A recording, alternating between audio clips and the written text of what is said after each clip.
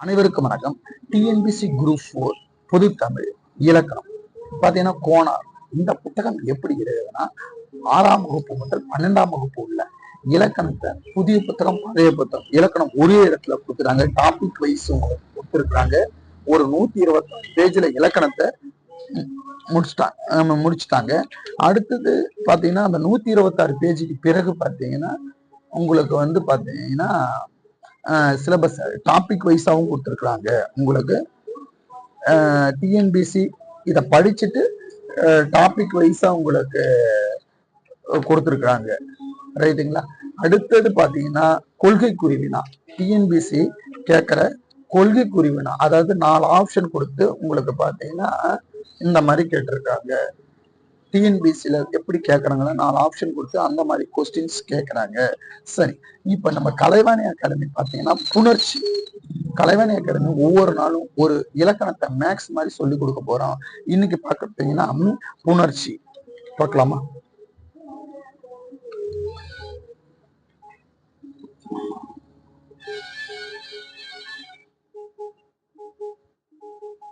புணர்ச்சின்னா புணர்ச்சி என்பது இப்ப எடுத்துக்காட்டு 8 கூட்டல் திசை, 8 கூட்டல் திசைன்னு இருக்குது.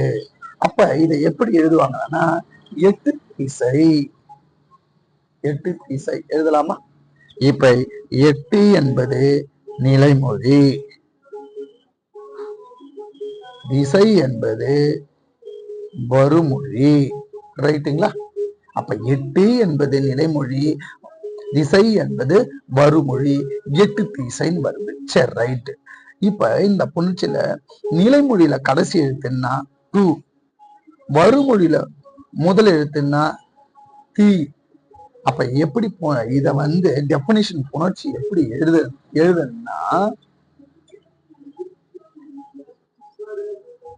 நிலைமொழியின் கடைசி எழுத்து, நிலைமொழியின் கடைசி எழுத்தும் வருமொழியின் பாருங்க, நிலைமொழியின் கடைசி எழுத்து 2 வருதா, வருமொழியின் முதல் எழுத்தும் இணைவது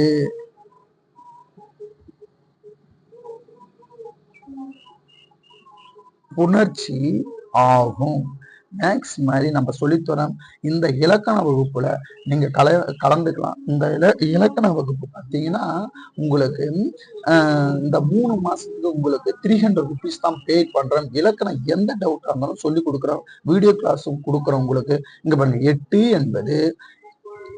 8 என்பது கூட்டலுக்கு முன்னாடி இருக்குது நிலைமொழி, கூட்டலுக்கு பின்னாடி இருக்குது வருமொழி. அப்ப 8 திசை. அப்ப இது பாருங்க நிலைமொழி, கூட்டலுக்கு முன்னாடி இருக்குது நிலைமொழி, கூட்டலுக்கு பின்னாடி இருக்குது வருமொழி. அப்ப நிலைமொழியோட கடைசி எழுத்துன்னா 2, வருமொழியோட கடைசி முதல் எழுத்துன்னா தி. அப்ப நாம எப்படி எழுதுனா 2 நிலைமொழியோட கடைசி எழுத்து, வருமொழியோட முதல் எழுத்து தி. அப்ப நிலைமொழியின் கடைசி எழுத்தும் வருமொழியோட முதல் எழுத்தும் இணைவது புணர்ச்சி ஆகும். இந்த மாதிரி மேக்ஸ்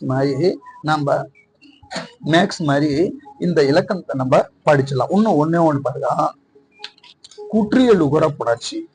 எடுத்துக்காட்டு பாருங்க, குற்றியல் உகர புணர்ச்சினா நீங்க என்ன பண்ணா இந்த நிலைமொழியின் வருமொழி இதெல்லாம் டெபினிஷன் எல்லாம் படிக்க கூடாது. எடுத்துக்காட்டு உறவு கூட்டல் அழகு. குற்றியல் உகர புணர்ச்சி பார்க்கலாமா? அந்த ஒண்ணு குற்றிய லுகர புணர்ச்சி, குற்றிய லுகர புணர்ச்சி. இதை எப்படி பாருன்னா நீங்க மனப்பாடம் பண்ணக்கூடாது. எடுத்துக்காட்டு பாருங்க, எடுத்துக்காட்டு உறவு கூட்டல் அழகு இப்படி இருக்குது. அப்ப இந்த இது ஃபர்ஸ்ட்னா நிலைமொழி,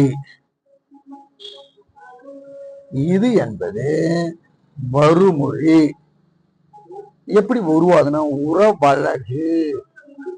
உறவழகுன்னு உருவாகுது. உறவழகுன்னு எப்படி வந்தது? உறவழகு பாருங்க, இந்த ஊவானது உயிர்மை இருக்கு. இது எப்படி வருதுன்னா இவ்வு கூட்டல் ஊ.